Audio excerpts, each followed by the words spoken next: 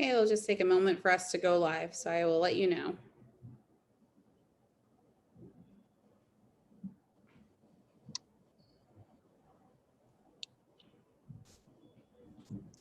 And we're live. Go ahead, Mary. Okay, it'll just take a moment for us to go live. So Good evening, everyone, and welcome to Voting in New York City, What You Need to Know, sponsored by Manhattan Community Board 9, the 125th Street Bid, the 400 Foundation, the West Harlem Development Corporation, and the Harlem Congregation for Community Improvement. I'm Mary McGee, Executive Director of the Forum, the gateway to Columbia's Manhattanville campus at the corner of 125th Street and Broadway. Picture of our East Atrium behind me. As a new gathering space designed to foster educational and community engagement, we've greatly missed the community interaction in our public spaces and in our meeting rooms during the pandemic. That is why the Forum staff was thrilled to return to the Forum this month to host poll worker training and now early voting. It's been a real collaboration with the Board of Election and also with our facility staff to prepare the atrium for a voting site that would not only be safe during these times, but provide a positive experience for our neighbors. When the Forum is open, we welcome our community into this shared space every day from 8 a.m. to 8 p.m. And so it's great to have the atrium abuzz again with such an important activity, voting. And while, yes, the lines have wrapped around the back of the building, lining up to come in and vote, the reports from voters are positive and enthusiastic. We hope that many who are coming to the Forum to vote, it's our first time being a polling station, and we expect we will be a regular polling station going forward. But for many, it's their first time coming into the Forum. We hope that they will return when we reopen our doors to use our common space and also to many of the events that we host that are designed to engage the diversity of our community in many different ideas. To boost everyone's spirits during these times and to combat COVID fatigue, which we're hearing so much more about, some of Columbia's safety ambassadors are going to be outside at the Forum on Friday from 11 to 1, handing out vote cookies and stickers that say wearing is caring to encourage the wearing of masks, which promotes safety for all of our community and each of us individually, so we can protect the safety and well-being of all of us. We care deeply about this opportunity to serve our community, to serve New York City and our nation at this important time. And whether or not you're calling in and whether you're voting at the Forum or not, we invite you to come to this new space at Columbia to use our community space on the ground floor once we get through the other side of this pandemic. So let's continue to learn together tonight and going forward by asking questions that will give us clarity and an understanding so we can better support each other and our families and our communities in these days and the days ahead. So stay safe, stay hopeful. And now let me turn this over to Barry Weinberg, who is the chair of Community Board 9, who's going to be moderating tonight's discussion. Thank you all. Thank you so much, Mary, and thank you and Columbia for both putting this together and also having the voters at the Forum. I think it really plays an enormous role in making sure that the community plays a part and understands the role of the Manhattanville campus and its openness to the public at large. And I think you're really doing a fantastic service in helping us serve the voters and make sure that people can exercise their right to vote in their own neighborhood. I have been chair of Manhattan Community Board 9 since June of 2019 and have served on the board since 2013. I'm actually a 2012 alumnus of Columbia College, so I'm very happy to be doing this moderation and happy to especially introduce our fantastic panel members. So from Columbia Votes, we have Zachary Kimmel, who is, I believe, Columbia College class of 21, and who has been a very instrumental student leader on campus in encouraging civic engagement among Columbia undergraduates and making sure people are informed and engaged about how to get involved and vote. We also have West Harlem's own Grisel Ortiz-Thompson. Grisel is a West Harlem resident of over 30 years and a fixture in the community, serving as a county committee woman for the 71st election district of the 70th Assembly District. She is also one of the leaders of the collective Absentee Ballot Committee to Vote, which has been an amazing grassroots force in Harlem, both in terms of informing and educating the public about how to vote during this difficult pandemic, and also organizing voter registration drives and absentee ballot applications, as well as absentee ballot deliveries and drop-offs so that people are not caught up by any delays at the Postal Service. And finally, we have our Manhattan Democratic Commissioner from the Board of Elections, Tiffany Townsend. Tiffany is a renowned communications and public relations industry veteran and who currently serves as vice president at the Brooklyn Navy Yard project, and who also is a professor at the Pratt Institute. And so brings a wealth of experience and knowledge, not least of which is her long involvement in local politics and her service now on the Board of Elections. So thank you all of us for joining tonight. Thank you to Tricia Shimamura and the folks at Columbia's Office of Government and Community Affairs for putting this together and sponsoring it. We are going to start off with just some questions that were submitted ahead of time by community members and others who registered for the event. But I think one really interesting question that was submitted is, why should I vote, particularly in this neighborhood, given that the Democratic registration majority in the neighborhood makes this seem like a predefined or pre-known outcome. And so I'll just kind of throw that to each of the panelists in order here to give the response as to why vote in this election. Grisel, do you want to go ahead? And I think you may need to unmute. Forgive me. I wanted to distract some of the background noise, so please bear with me. So yeah, all elections are local, which impact you directly. This is not just for the presidential election, but also for your congressmen, your state senators, and your representatives in the judicial system as well. And you want your voice to be heard. I always like to say that if you don't participate, you don't have a right to complain.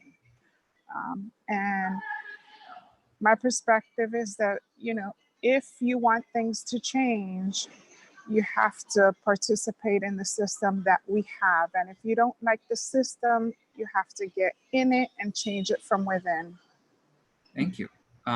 Zach, do you want to take a stab at why should people in Morningside Heights and West Harlem vote in this election? Absolutely. This is a question that comes up quite often in our work on campus at Columbia. Many students will ask, when offered the possibility of registering to vote at their Columbia mailing address, well, New York's going to go blue anyway. Why does my vote really matter?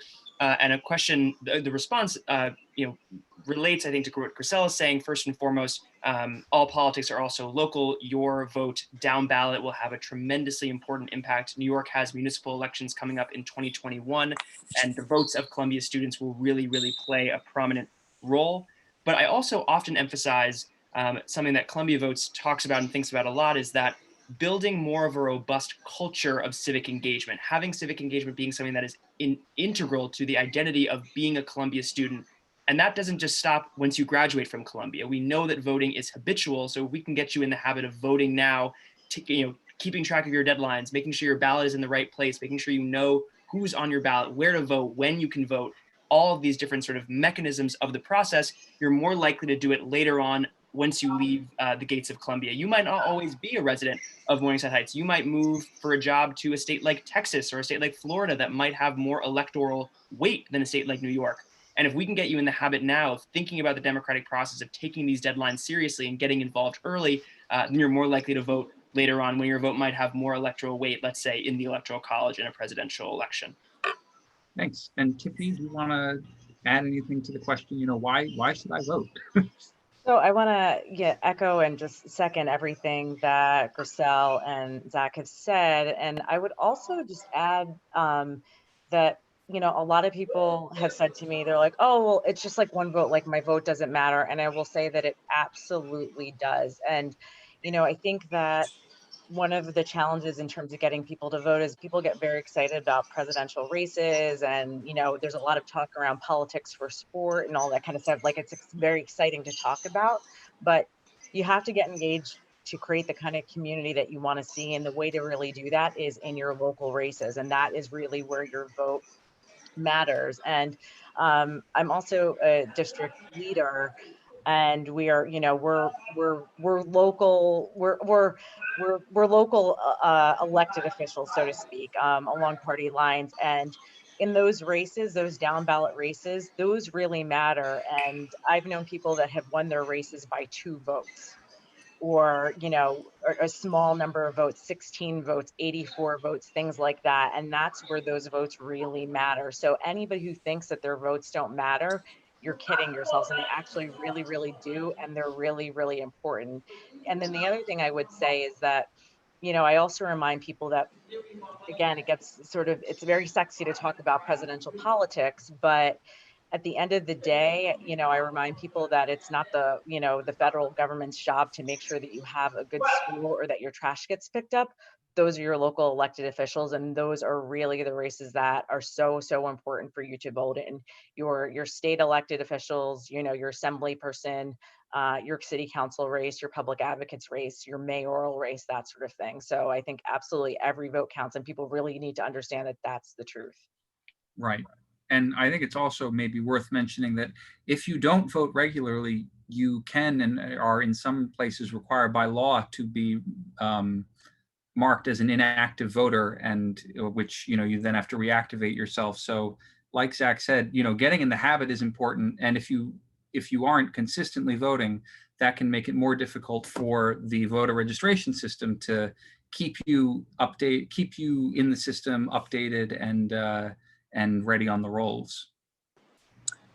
And Barry, if I can just tag on to what you've just mentioned, if not voting and becoming inactive, we've had situations already these past few days of early voting where people have either been purged or have become marked inactive. And that's a whole nother process in which you have to go before the judge and get a letter, and then you come back to your site and you're giving a special ballot.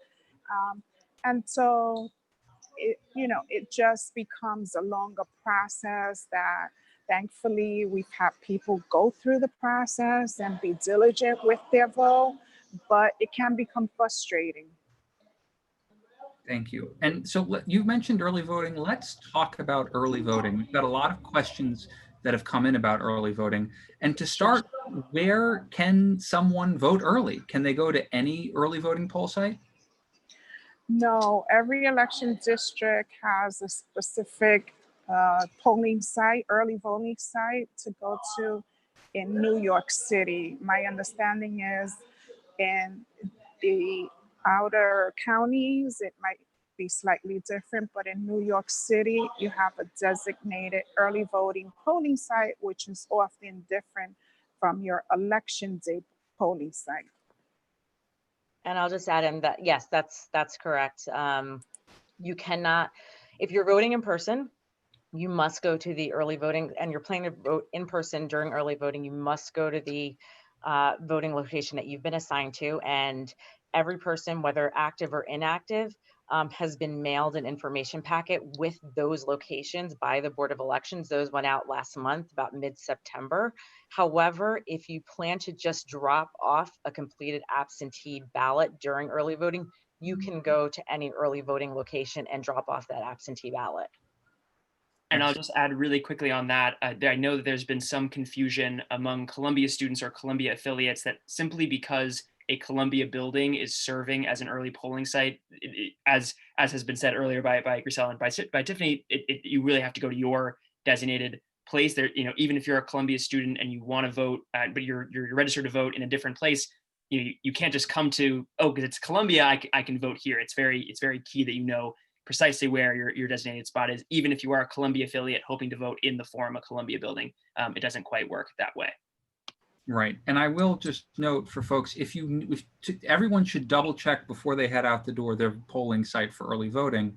And they can do that by going to findmypollsite.vote.nyc. So that's findmypollsite.vote.nyc.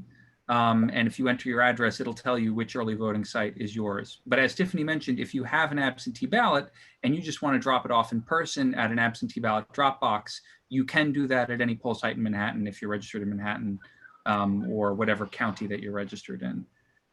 So we've answered that, and I am remiss in not mentioning that Grisel, we're very grateful to have her today because she is taking her dinner break from working as a poll worker at the Forum during early voting. So she's on the ground, our eyes, ears, and boots on the ground, helping voters vote at the early voting poll site. And we're very grateful to her for giving us her dinner break. So one question that folks now have kind of asked is about this process of voting. For someone who maybe hasn't voted in person before, what do they have to bring with them to the poll site? If they applied for an absentee ballot but haven't gotten it yet, can they vote in person on early voting or election day? What is it like, maybe thinking in the eyes of a first-time voter, Grisel or Tiffany, for them to go and vote during early voting or election day? Tiffany, would you like to go first? It's up to you. Yeah. So I think we had 3 questions there. So one, there's nothing that you actually need to bring. So in those information packets that I just referenced, we have these barcodes. We essentially have what we're calling a fast pass. Some people may have heard of what that is. And that is really just a barcode that can be scanned when you get to your poll site, and it tells you what your election district is. So it just helps to expedite your check-in process to get you to your voting booth a little bit more quickly. So you don't need it, but it is helpful. It's helpful to move the line along. It's helpful for our poll workers just to expedite getting you through the process. I'm sorry, go ahead. I think you had 2 more questions there, but I'm not sure that I quite caught them. Well, one is, how does this work for someone who's a first-time voter?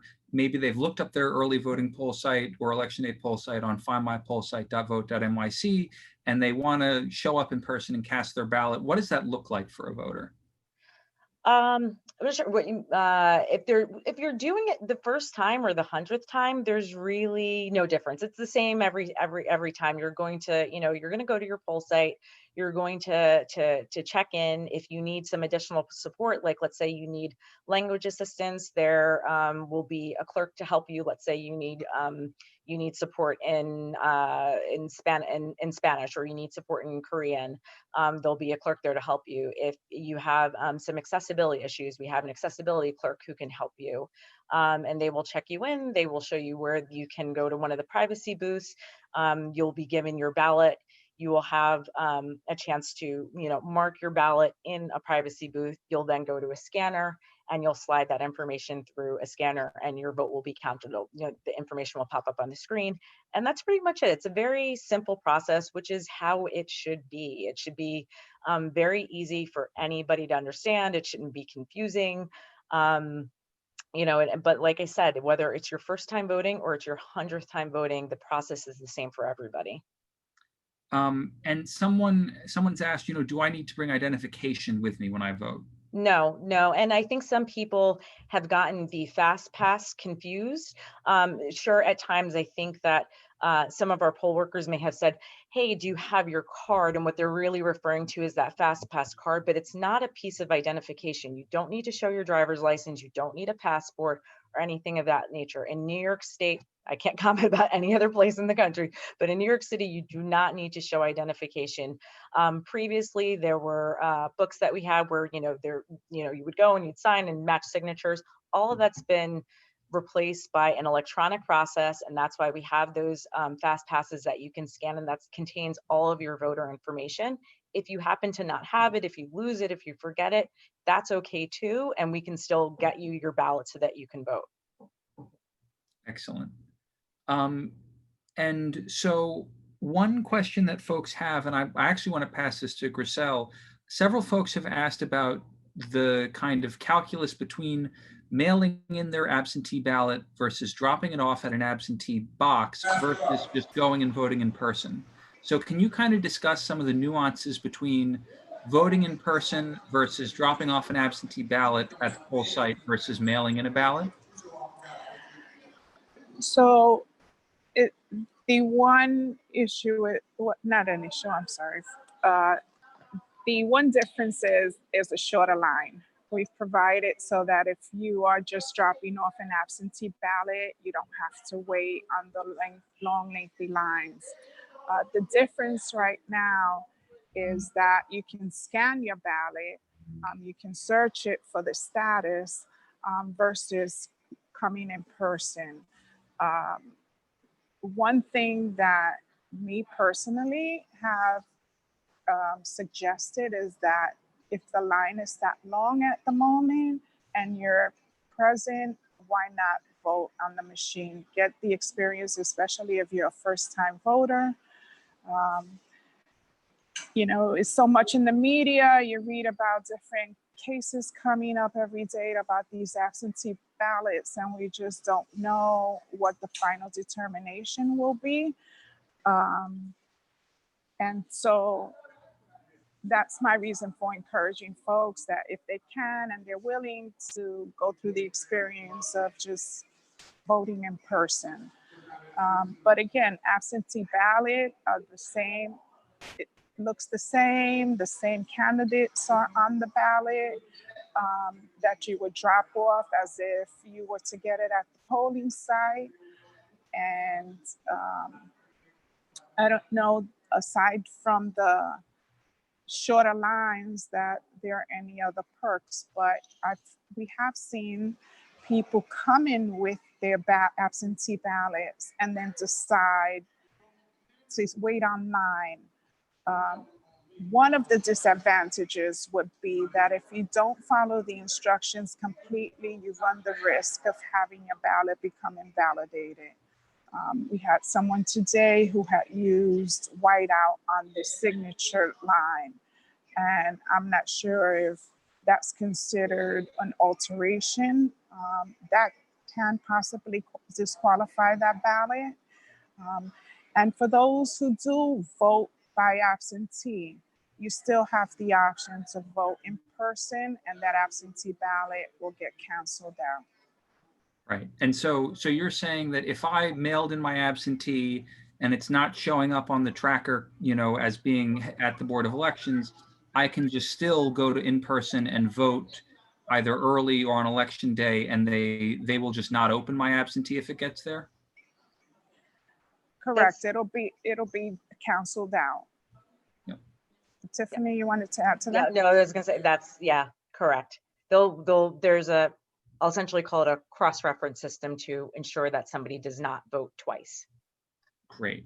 And so I'm getting into the weeds a little bit here, but there are a lot of kind of factual questions that have been submitted about this process.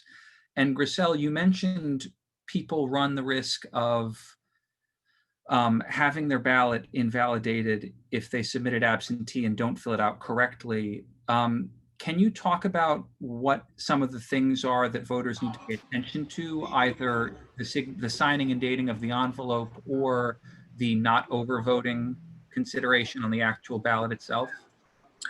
Sure. And so we've had this one of these examples happen with an actual voter where they get confused that they see a candidate on two different party lines, and therefore they select that candidate on both party lines when they should only be selecting one. If you come in person, that ballot will be voided out and you'll get a replacement ballot to have an opportunity to mark it once again. If you send it in the mail and it occurs, you won't have that opportunity. Got it. And I have a question for Zach, which is, and anyone else, but I'll start with Zach. We have a question about someone who's not old enough to vote. They're 17 years old, but they want to be involved. What are some of the opportunities that folks who either because of age or maybe because of citizenship status aren't eligible to vote, but still want to be civically engaged? What are some avenues for them? Yeah, so it's a really good question, and it's something that we tackle a lot at Columbia in the sense that we have a very large international student population, and how to sort of engage them who want to be involved in American democratic issues, in electoral politics, is something we think about a lot. I think the best thing that you can do if you are 17, I believe in 2018, I believe maybe 2019. New York State allowed 16 and 17-year-olds to pre-register to vote. So you can, I believe, and I hope, if for those on the call with who are more seasoned than me, if I'm wrong, but I believe you can pre-register to vote. So you can be, if you're 17, you can get yourself ready to vote in the municipal elections in perhaps 2021 if you're 18 by then. The other way is that if you have older friends, make sure that they have a plan to vote. Family members, older friends, your community, your network, everyone that you know who is eligible, you should be mobilizing them to vote. Do you have a plan? What time are you going to go vote? Do you know where your polling place is? How are you going to get there? Do you have transportation? Are you voting in person or absentee? All of these questions are things that you should be asking your voter eligible people, whether it's family, friends, teammates, anyone that you know. Really working to mobilize your network. That's something we've been thinking a lot about at Columbia Votes, using sort of the existing infrastructure of student organizations to disseminate information and get people mobilized and out there to the polls. I would also thinking about trying to those are really the two. And one other one that I might even throw out for people who are voting in person. Something we've done in the past is walks to the polls. We want to make voting as social and a communal activity as possible. In other countries, in Australia, it's really like a party atmosphere. Everyone sort of sees their neighbors at the polling place. It's really sort of a communal atmosphere, and we want to cultivate that sense here in the States, here in New York City, here in Upper Manhattan. And so if you have voting eligible friends who live near you in your building, an older sibling, grab a couple of friends and all walk to the polls and then get a piece of pizza afterwards. Sort of make it sort of a communal event. That's kind of the culture that we want to build here in the States that other countries do far better than we do. So those are just a couple ideas of how to get involved if you're too young to actually cast a ballot yourself. Great. Does anyone else want to chime in? Yeah, I'd love to add that you can also, we always need more poll workers. And so there's a youth application that is available. It's primarily, we've worked with a lot of public schools in the city that if you're 17, you can also sign up to be a poll worker. So that's another option if that's something that you want to do and get paid. So that's not bad for a teenager. And also for anybody who's not, let me see, I think that you can sign up. I might be second guessing myself now. If you're not a registered voter, the one position that you can do is interpreter. So that's also an option. All other poll worker positions, you do need to be registered in New York State and be registered with a party. But our interpreter position is the one exception to that. So that is another opportunity for those who, let's say, are not a registered New York Democrat, that they could also become involved. But I really love the idea. I'll second Zach's mention about like strolls to the polls and things like that are really, really great ways to get involved. Right. And of course, campaign volunteer opportunities, engagement, are all the things. Grisel, did you have something to add? Yes, and Tiffany, correct me if I'm mistaken, but I believe in New York City, the Board of Elections does allow pre-registration at 17 years old. Yep. Yep. And here's a question that maybe Mary and Grisel and Tiffany can answer a little. And we'll start with Mary, which is what precautions are being taken this year in particular at the polls to deal with the pandemic situation? And Mary, you can talk specifically about the forum, and Grisel and Tiffany about the BOE's steps in general. Mary's muted. At the forum, we are following all of the safety protocols that Columbia has put in place, which follow all the CDC guidelines. So all of our staff, all the public safety staff are wearing masks. Everything is socially distanced. We work very closely with the Board of Elections on making sure the spacing was at least 6 feet, if not exceeded that, and used our decals to do that as well too. The facility staff at Columbia is disinfecting all of the bathrooms and the Columbia pieces of equipment. The Board of Elections is taking care of disinfecting all of their equipment, and probably Grisel can speak to that a little bit more between voters. Yeah, so the BOE is doing an excellent job of disinfecting and following all the guidelines set up by Columbia and BOE in terms of the COVID rules. We are following capacity limits in the facility. Every privacy booth is being wiped down at each voter. We are using what we're calling disposable pens, but it's basically a pen for every voter to take with themselves after they've used it. The poll workers have the shields to prevent any cross-contamination between them and the voters. They are handed wipes, and there is sanitary gel. They're also wiping down the handrails. The screens are being wiped down. And we're following the socially distance while they wait inside and outside of the facility. I think we've checked off all the boxes. Excellent. And I have, Grisel, because I know you have to leave early, break is up, and get back to working the polls. Someone asked, what's the best time to avoid the lines? Well, you know, there's no specific answer for that. Each day is different depending on the weather, depending on the hours. First day, Saturday, the lines wrapped around 2 to almost 3 times the perimeter. The wait time was about 2.5 hours, and that was constant. Sunday was a little bit less. It was maybe 1.5 to 2 hour wait.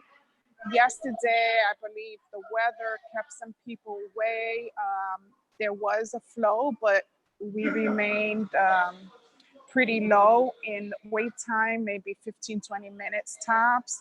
And today, as I mentioned, from opening until right about now, it's been a constant flow of about 2/3 of the perimeters. It's getting close to 8 o'clock when we'll be leaving soon. And I see now it's been reduced to just 1/3 of the perimeter. So I can't give a good answer for that. You'll just have to come out and see how long you're willing to wait. Pack a lot of patience and enthusiasm. And if I can have you for one more question before you go, are there accommodations for the elderly at early voting centers? So someone asked because their mother is 94 years old and she wants to go vote early tomorrow. Are there special measures for the elderly or the infirm or the disabled to make sure that they're not standing on lines for long periods of time? Absolutely. We have a separate line for the elderly and physically disabled. And then we also have a separate line for those who are dropping off their absentee ballot. So that's separate and aside from the lines around the perimeter of the building. Great. I have a question that's maybe more suited to Tiffany. Barry, now. can I actually just add just one more thing before we hop on to the next question? What everybody may not know that happened today, we've authorized an extended voting hours for Friday, Saturday, and Sunday for voters. So to Grisel's point, it's really the length of your wait is going to be determined by, it depends on location, and it's going to vary by time of day.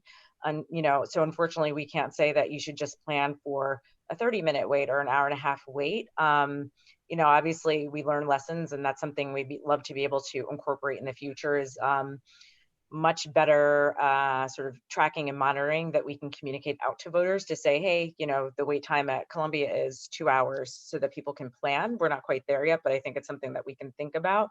But more important for this coming weekend, Friday, voting hours will be extended from 7 a.m. to 5 p.m. on Friday and Saturday, and 7 a.m. to 4 p.m. on Sunday. And Sunday is the final day of early voting, and then there's no voting on Monday, and then obviously Tuesday is election day. So we've added 9 extra hours starting on Thursday for people to vote. So that will also help manage the line, so people can take that into account when they're planning when they want to vote if they have not voted yet. Great. And so you kind of led into this and talking about early voting and learning, and maybe coming up with ways in the future to track the way and communicate the wait times at an early voting poll site. Someone asked, how can we make it easier in the future for New Yorkers to vote? And I want to give everyone a chance to answer this, but I do want to note, and Tiffany can speak, I'm sure, in more detail on this. The past 3 years in voting in New York have been, at least in New York City, have been a total radical change in terms of the amount of technology involved in voting, in terms of early voting being a thing now. This is only our 2nd year of early voting. So we're obviously in a moment where there's a lot changing and going on. And so what are some of the things in the future that people are thinking about to make it even easier to vote in New York? And we can start with Tiffany, and then Grisel and Zach and Mary, if that's possible. I think we have some reforms that are coming down the line. So things like automatic voter registration that hasn't taken effect yet. I think that will certainly help. Online voter registration could be something else that also helps. Things like continuing to refine the design of ballots. You know, I'm a firm believer that good design can often even change lives. So I think that anything that we can do to make an absentee ballot even simpler to understand, I think the design is certainly much improved, and we can always continue to do better. But that's also an opportunity. So those are, I mean, just 3 general ideas, and I'll throw it to the rest of the group for any thoughts they might have. Great. Grisel, I see we still have you, so. Yes, and this will be my last question before I hop off. What I have heard from the public is that they like to see an opportunity to vote on the web, online. They love the convenience of being able to register and request the absentee ballot. So they see no reason why they can't vote online. I'm not sure how that can happen in terms of verifying and making sure that an IPR is not used twice. I don't know. Challenge. Yes, that would take a lot of braining. What's that word? I'm sort of fatigued a little bit right now. So what's the word I'm looking for? Brainstorming. Forgive me that simple. But yeah, it would take a lot of brainstorming, I think. But that is something that a lot of folks are talking about. Got it. And it's interesting when we bring this up, because there are a lot of legal considerations at play for something, for even things that aren't that, difficult. I know that New York State, we have to have secret ballots. You have your right to cast your vote in private. You also have a right to know who has voted and to see where they signed in the book, or the e-book now. And so there's a lot of different priorities at play that people don't always think about when they come up with ideas. Mary, do you have any thoughts on how to make this process easier? Well, I actually had a question, because when Tiffany mentioned earlier those really neat little passes that we got in the mail, and you don't have to have it, but it expedites. So I'm wondering if, Grisel, are you finding that many people are remembering to bring their little Yes. Absolutely. Does that make a Absolutely. difference? It does. It speeds up the process, and it's also contactless so that there's no passing of documentation back and forth. Mhm. Some And people have not received it and they have a card with their name on it. And if you have not received it, that's quite all right. We just need the first 3 letters of your first name and last name, and your voter information. Your voter information pops up in the book, or at least it should. But again, you have that card that's being passed back and forth. So if you have your fast pass, it's just scanning the barcode and no one needs to touch it other than yourself.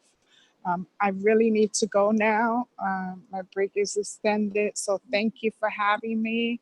And Tiffany, looking forward to seeing you soon. I hope to see you. I'll see you this week when I come up to visit. Great. Thank you. Have a good night, all. thank you Bye. for giving us your break. Okay.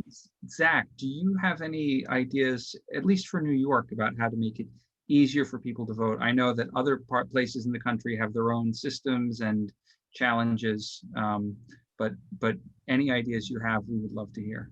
Yeah, I have a few, and I think they sort of touch on different levels. I was going to talk very quickly. Tiffany got there first, but about sort of the institutional reforms. I mean, having AVR in New York State would be an amazing development. I also think that there's, it was discussed earlier about communication to voters, or the dissemination of information downward to voters from election officials. Something that was really startling to me, and I'm not exactly sure what the solution is. I think the solution is a more of a robust system of communication with voters, of dissemination, figuring out how to best communicate with voters about essential information. Is last year with Columbia Votes, we had a town hall discussion with Vote Riders. Vote Riders is a national organization that does a lot of litigation and advocacy work on the issue of voter IDs. Every election, they have a voter ID hotline where people can call in with concerns, or if they're facing a challenge at the polls around the issue of voter IDs. And we talked with their national volunteer director, who said that a startling number of phone calls were coming from New York State, despite the fact that New York State doesn't have a voter ID law. So either voters were not sure about this requirement, didn't know the law around this, or were being wrongfully, illegally asked for voter IDs at the polls. So something around sort of a communication with voters around that issue, I think, would be really valuable. We get that question all the time in our work. And then the last one that I would just mention really briefly, sort of more, I guess, micro level, is I want to see college campuses emerge as real hubs of civic engagement and democracy. I think it's wonderful that a Columbia building at the Forum is serving as a polling site. I would love for a polling site to be on Columbia's Morningside campus all the time. I know that there's been discussions of that. I would love for voter registration to be incorporated into as a sort of a staple part of orientation. Many other schools like Northwestern, SUNY Binghamton, SUNY Stony Brook have really pioneered this model of having all incoming first-year students register to vote when they get there. I think that's a really valuable kind of institutional reform. And I really think our universities should sort of take on this mantle of being these hubs of civic engagement that sort of scatter the map and serve different communities, both student communities and the surrounding neighborhood as well. So those are sort of 3 levels that I would really look to.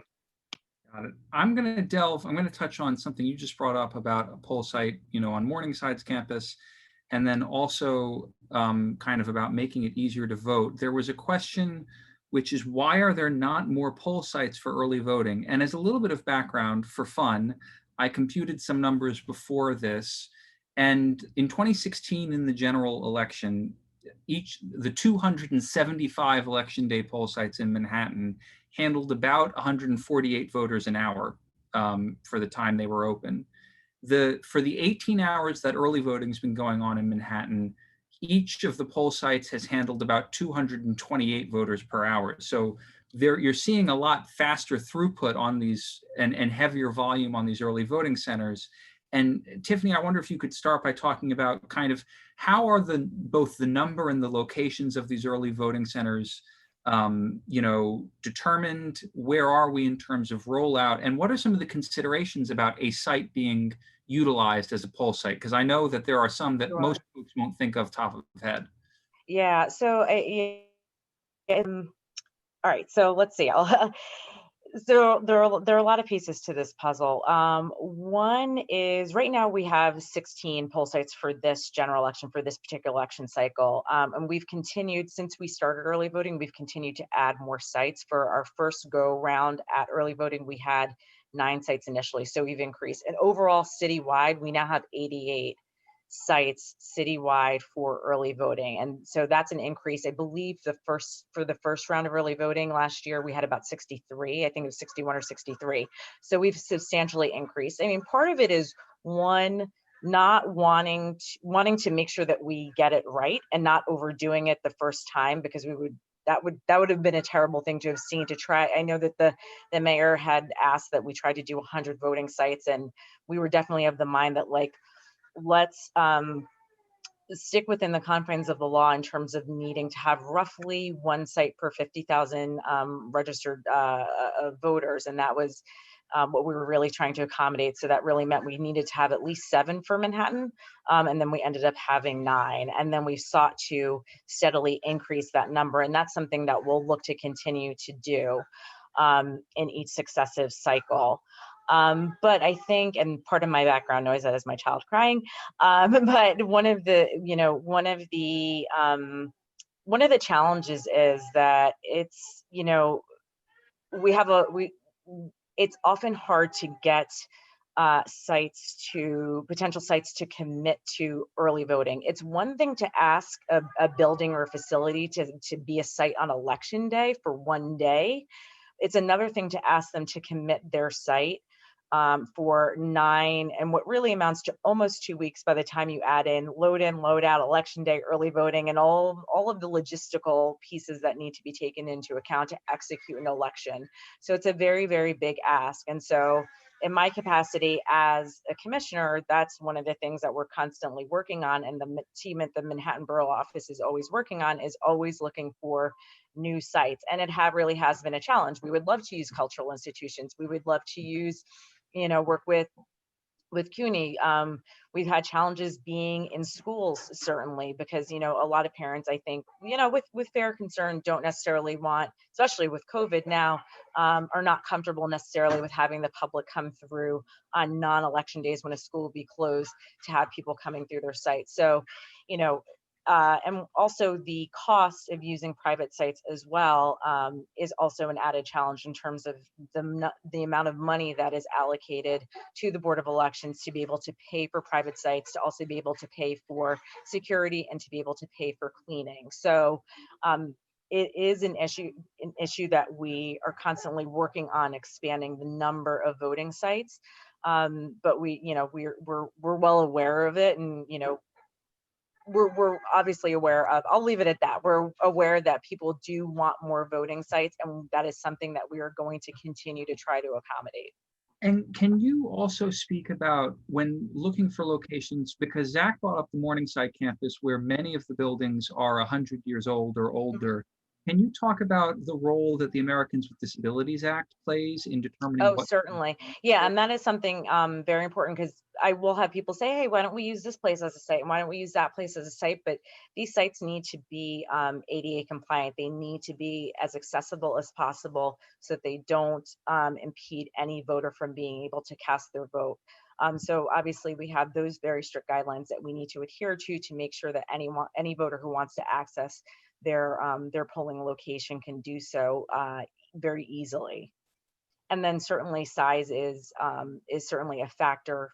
Certainly the older the building, the challenge it may, there may be challenges presented in terms of the configuration, and making sure that we have a layout and a flow for a particular voting location that makes things easy, and not just accessible, but just easy in terms of getting voters through quickly, that we don't have tight rooms with tight, doorways and things like that. We want things to flow quickly and move quickly. And so those are the kinds of sort of criteria and factors that we're taking into consideration when we're identifying voting locations, particularly during early voting, because those sites need to be larger because they need to accommodate so many more people versus an election day site, which can be smaller because you're funneling a much smaller number of voters to each individual site.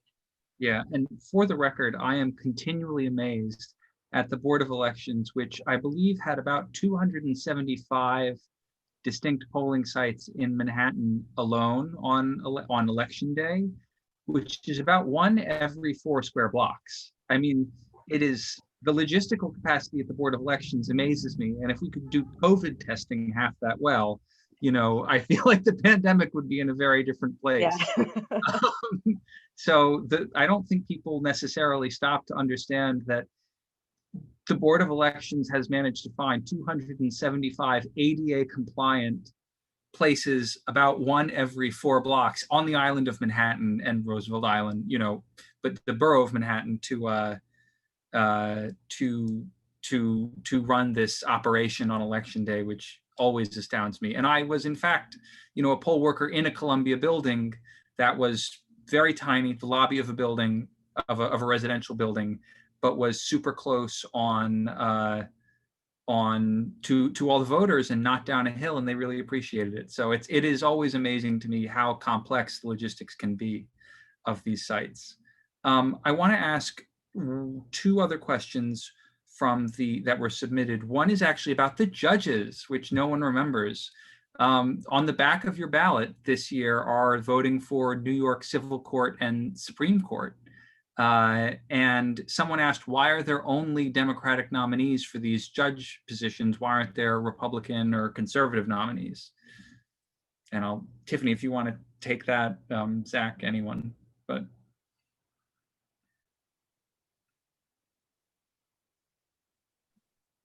Unmuted myself. Zach, did you want to or not? I'm not sure why, actually. I was just going to say judicial elections are really important, but I hope that that's clear.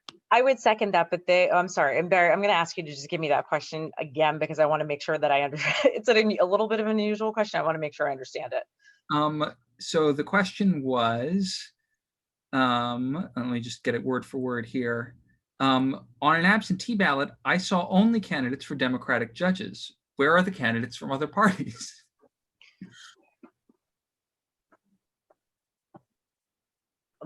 Well, if they're not running on that line, then there are no candidates on that line.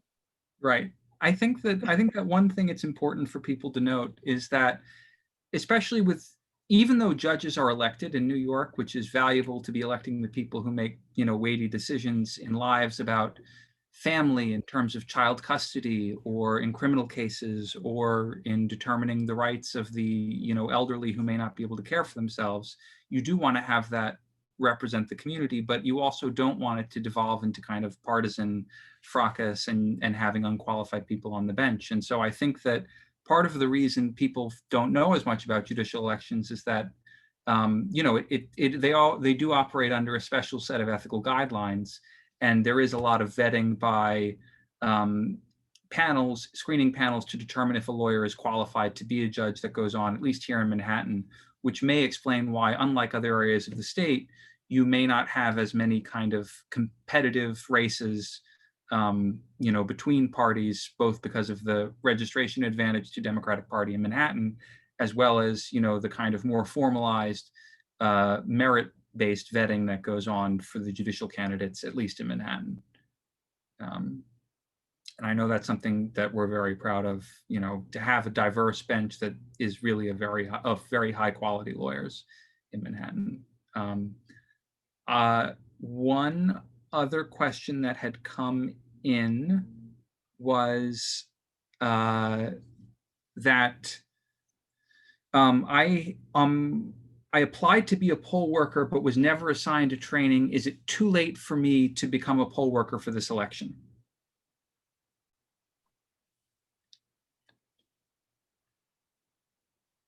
Oh, and you're muted, by the way, Tiffany. Sorry. If you want to, well, one, I would say if that person, you want to connect me to that person, I would actually just want to know if this person intended to work just for election day or early voting. We've been doing training all month. I would say perhaps may have missed the cutoff, but I'm always happy to double check and see if there is any final opportunity for final training sessions that might be available. Got it. And then I guess, we've had about 5 minutes left here. Can we maybe do closing remarks, and I'll just go Mary, Zach, Tiffany? Oh, and you're muted, Mary.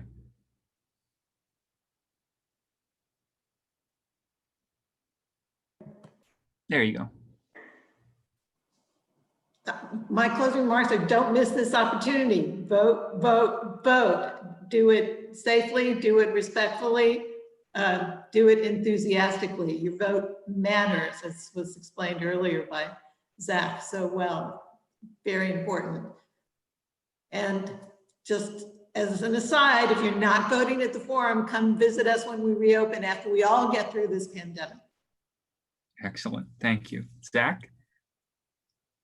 Yeah, I mean, I think a lot of what I was going to say has been said. I'm always constantly amazed by the energy among young people that I'm seeing on campus and sort of in the world right now around this election. I think young people are really taking this seriously and realizing the consequences of this election. So if there are any young people out there watching this who maybe I'll vote, maybe I won't, I hope you think seriously about how important this election is for our futures, for the lives that we hope to lead after college, in our adult lives. Our children and grandchildren will ask about this election, will ask, did we get involved? What did we do? And I think you will want to say that you got involved and you participated and you voted in this election. And I'm really proud of how Columbia has taken civic engagement really seriously, with the help of Tricia and her office, of Ixchel Rosal, of countless others, of the entire Columbia Votes team, of really trying to create energy and enthusiasm on Columbia's campus around this, and realizing that we might be students, we might be young people, but our voices really matter and our votes really count. And so I'm more inspired than anything before, and I look forward to coming up to the forum and voting tomorrow. So, excellent. Well, thank you for voting when you get there. Tiffany, any final thoughts for folks? I would just say that every election is important, and they should not take their vote for granted. Your vote 100% matters, and I'm really heartened to see the level of participation that we're seeing in New York City right now during early voting. We've broken every record every single day for the number of people who've checked in at our voting sites. And knowing that higher participation often means longer lines and things like that, know that we are continuing to work at the Board of Elections to improve the voting process. Some of those reforms you'll see right away. Some we're taking time to implement, but it is something that we are thinking about, is how do we make it easier to vote? How do we improve your access to, to exercising your right to vote? So if you haven't voted yet, do it early, do it on election day, do it by absentee. Today is the last day for you to request file your application to get your absentee ballot. So so make sure you come out and vote. Excellent, thank you. Well, and I want to thank again Columbia for both hosting early voting at the forum, and I hope that remains a permanent early voting site, and then also for hosting us here tonight. I do want to answer one question that came in, which is what will happen on election day? Will lines be even longer? And there is no one who can guarantee you an answer to that, but in my experience, lines will probably not be longer because, as I mentioned, there are 16 early voting sites in Manhattan. For early voting, there are 275, give or take, poll sites on election day, and that coverage tends to make things easier. What I will say, and what you should do to make your election day as easy as possible, is if you received one of those fast pass cards with the barcode in the mail, bring that with you, because it enables you to go directly to both the correct poll site, which will be listed on the card.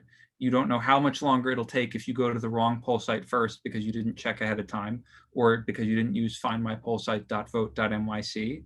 And because both findmypollsite.vote.nyc and that card have a set of numbers known as your election district and assembly district. And those numbers tell you which table to check in at during election day.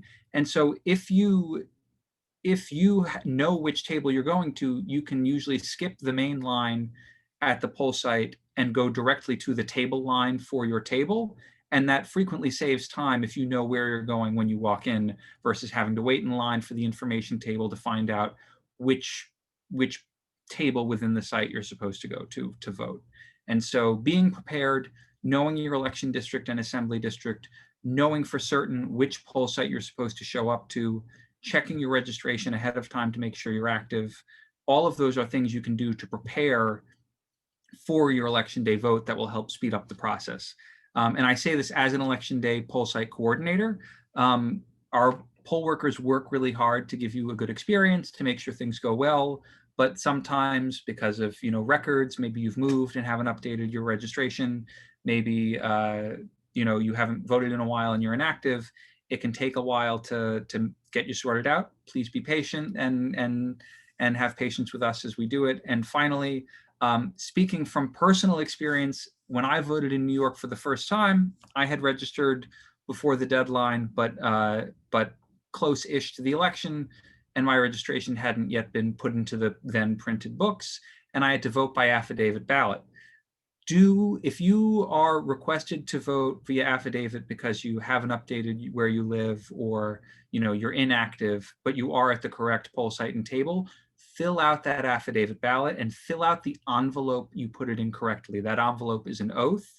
And if you fill it out with your current address, where you may have moved from, your identification, you make sure to check which party you want to stay enrolled in or enroll in. When you fill that out, it gets taken down to the Board of Elections after Election Day. It gets opened with the absentee ballots. And not only if you filled it out correctly is your ballot counted, but your voter registration is then updated using the information you put on the envelope. But please read that envelope very closely, sign it, date it, make sure every box is filled out, because absentee ballots are counted if you fill them out correctly. And it's important to do that on election day. So if someone says you're at the right table, you're at the right poll site, but you're not in the book for this reason, I need you to fill out an affidavit ballot. Do take advantage of that affidavit ballot and just make sure you fill it out very thoroughly. But that's my soapbox, my PSA, and I'll step off it now. And I just want to thank Columbia again, and everyone who's watching now, either live or on YouTube after this ends. I hope this is a resource for folks as they continue to be engaged and stay civically engaged, not just by voting, but also by attending community board meetings or calling your local elected official's office or volunteering for causes in the neighborhood. Voting, civic engagement doesn't stop on election day. In some ways, it starts on election day. So thank you for voting, and please stay engaged.